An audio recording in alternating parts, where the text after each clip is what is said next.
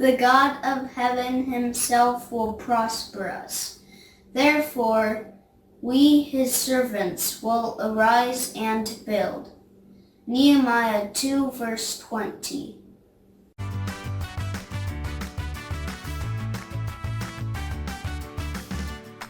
We spied these fun toads in Grandma's flower bed today and thought they would be a good thing to look at for Nature Nugget. Now, these toads, they're pretty small and they hop around, and they also have a really important job to do, and that is to eat bugs. And here on the farm, there are a lot of flies. So these toads eating flies and other bugs are really helpful. Another important job that frogs and toads do is to help us know when something's going wrong in the world around us, in our environment. And sometimes frogs will die, or sometimes maybe they'll be missing a leg, or when people are looking at the frogs and toads, they'll notice something different about the way that their skin looks. And this can help us know when there's a problem. So that's another really important job that toads can do. Now, in our story today, in our Bible story today, Nehemiah has a really important job to do. And he is willing to do it. And he does it well and gives us an example of how we should also do the jobs that we're asked to do well.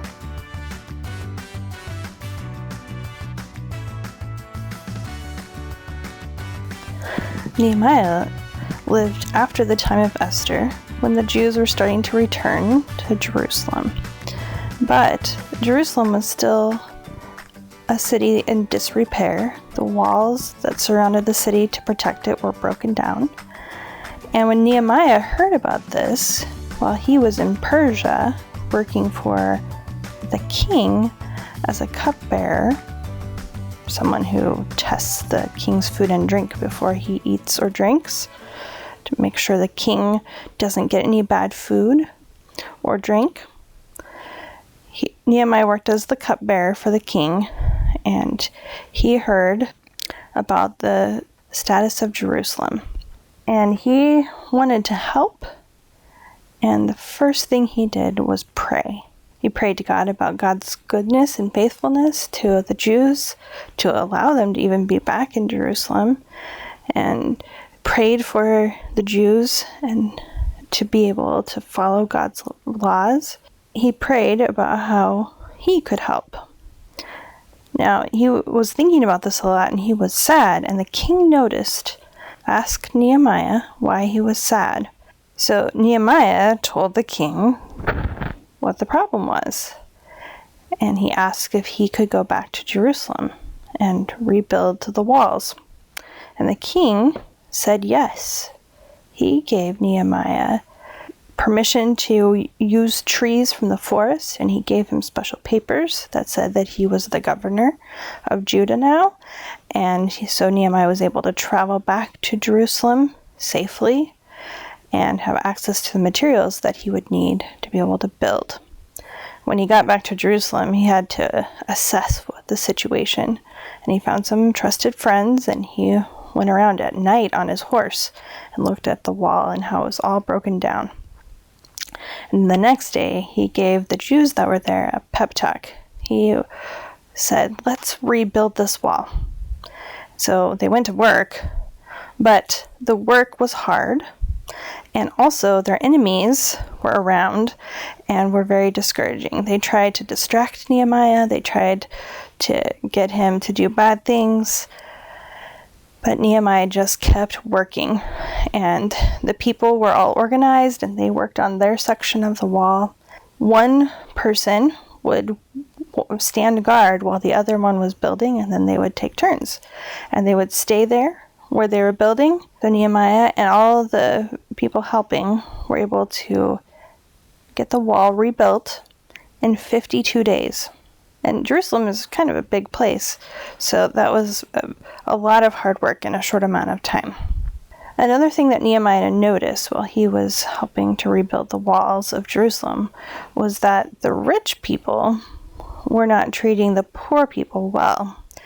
When the poor people needed to borrow money, they would charge huge interest fees and even charge them really high prices for just food to eat. And so Nehemiah said, this has got to stop. Got the wealthy people to stop those bad practices and also give the people that they had hurt, give them back what they had taken from them.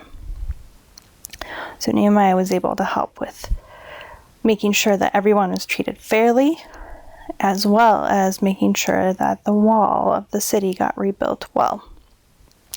And this helps us to know, like Nehemiah, we can pray to God and ask him what he would have us to do with our lives. When we grow up, what sort of jobs we should have, how we can help others. But even more than that, we can ask God to help us do the things that our parents ask us to do and do them willingly. Maybe it's doing chores that we really don't like to do.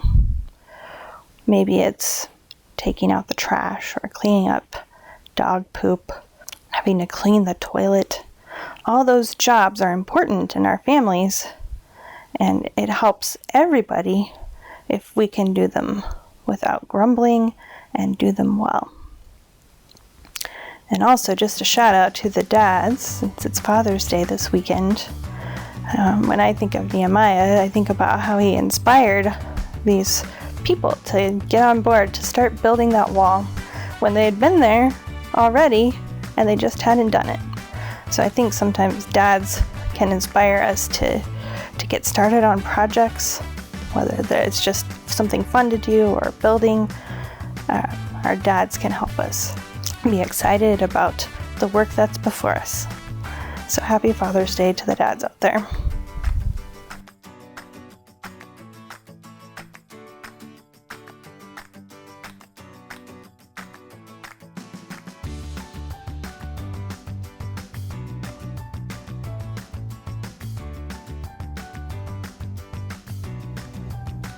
Dear Jesus, thank you for the great Sabbath we've had. Please help as it rains another day, and please help people with COVID-19, and also please help friends from Sabbath school. Amen.